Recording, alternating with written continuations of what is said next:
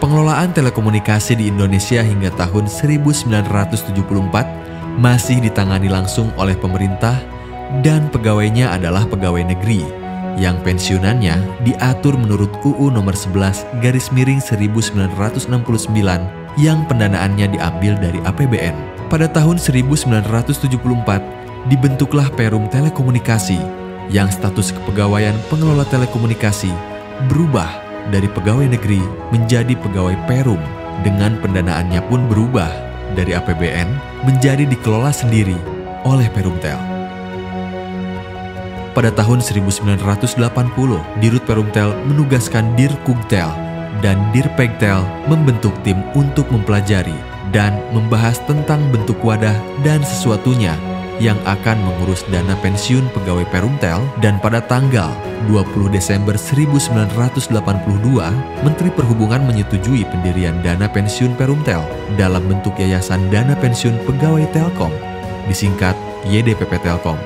Dengan pengelolaan dana pensiun yang mulai terpisah dari perusahaan, maka aturan-aturan tentang iuran, pembayaran pensiun dan THT, pengelolaannya menjadi lebih baik. Periode terbentuknya dana pensiun Telkom.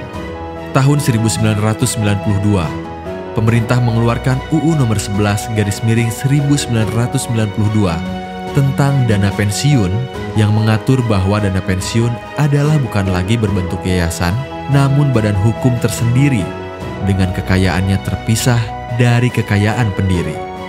YDPP Telkom perlu waktu 5 tahun untuk berproses menjadi dana pensiun dan memilih menjadi dana pensiun pemberi kerja atau DPPK dengan program manfaat pasti atau MP yang peraturan dana pensiunnya disahkan oleh Menteri Keuangan pada tanggal 15 September 1997. Penetapan hari jadi dana pensiun Telkom. Tanggal pengesahan PDP 15 September 1997 dijadikan sebagai hari jadi pertama dana pensiun Telkom. Pada tahun 2011 atau tepatnya peringatan ulang tahun ke-14, beberapa kalangan sesepuh dan tokoh Telkom serta Dewan Pengawas Dapen Telkom telah menyampaikan pendapat bahwa penetapan hari jadi 15 September 1997 perlu ditinjau ulang dengan mempertimbangkan aspek penting, antara lain penghargaan kepada para tokoh pendiri dan pengurus, dan sejak kapan atau de facto wadah atau lembaga pengelolaan dana pensiun Telkom didirikan atau de jure. Mempertimbangkan dengan seksama pendapat di atas yang dirasa memiliki nilai penting, maka selanjutnya pengurus Dapen Telkom membentuk tim untuk melakukan pengkajian hari jadi Dapen dengan keanggotaan tim mengikut sertakan tokoh pendiri atau pengurus YDPP Telkom, pendiri, Dewas, P2Tel, dan Dapen Telkom untuk memperoleh hasil kajian yang komprehensif dan dapat dipertanggungjawabkan serta diterima baik oleh semua pihak. Tinjauan kronologis sejarah dan dokumentasi berbagai data dan informasi dikumpulkan mulai dari ide, arahan, dan rapat-rapat yang terkait dengan pembentukan dana pensiun. Kemudian dilakukan penelitian data dan dokumen yang ada, dilengkapi wawancara dan diskusi. Rangkaian fakta dan peristiwa bernilai sejarah yang erat hubungannya dengan proses terbentuknya lembaga pengelola dana pensiun di lingkungan Telkom telah tertuang dalam bentuk dokumentasi penting sebagai berikut.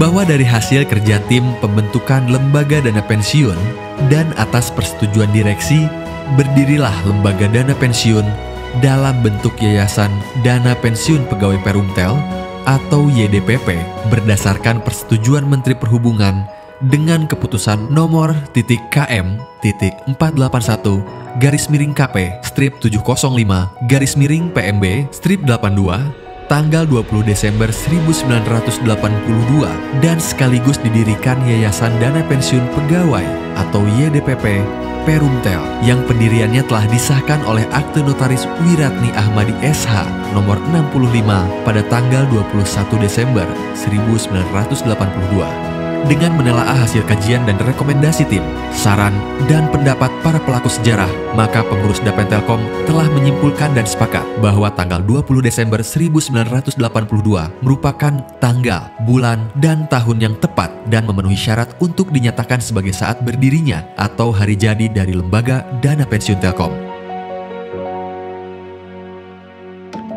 38 tahun sudah, Dapen Telkom mengelola kesinambungan pembayaran manfaat pensiun tepat waktu, tepat jumlah, dan tepat penerima. Dengan core value akhlak, amanah, kompeten, harmonis, loyal, adaptif, dan kolaboratif, memberikan semangat baru bagi Dapen Telkom untuk bertransformasi dalam melakukan pengelolaan dan selalu menjaga serta meningkatkan pelayanan terbaiknya bagi stakeholder. Memberikan semangat baru bagi Dapen Telkom untuk bertransformasi dalam melakukan pengelolaan dan selalu menjaga serta meningkatkan pelayanan terbaiknya bagi stakeholder. Selain itu, melalui Dapen Telkom juga mengembangkan dana secara optimal dan aman sesuai dengan arahan investasi dan melaksanakan best practice untuk memberikan hasil terbaik bagi stakeholder melalui SDM yang kompeten. Dapen Telkom bersama dengan PT Telkom, Yakes Telkom, P2Tel, dan Sekar Telkom sebagai 5 pilar yang menopang kesejahteraan penerima MP selalu berkomitmen untuk senantiasa memberikan pelayanan terbaik kepada PMP dengan melalui pengembangan dana secara optimal dan aman sesuai dengan arahan investasi dan melalui SDM yang kompeten. Kekayaan bersih dana pensiun Telkom saat disahkan oleh Menteri Keuangan pada tanggal 15 September 1997 sekitar 936 miliar rupiah. Sekarang ini tumbuh menjadi 19,3 triliun. Pengelolaan kekayaan ini selalu dilakukan pengawasan oleh Otoritas Jasa Keuangan atau OJK dan Dewan Pengawas atau Dewas yang terdiri dari perwakilan manajemen Telkom, peserta aktif atau Sekar, dan pensiunan atau P2Tel sehingga dana pensiun dapat dikelola dengan baik dan aman.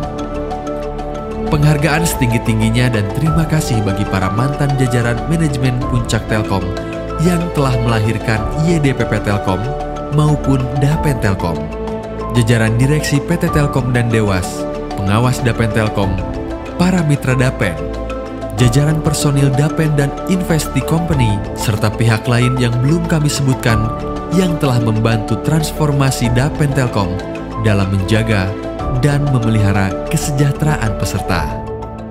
Dirgahayu Dapen Telkom ke-38.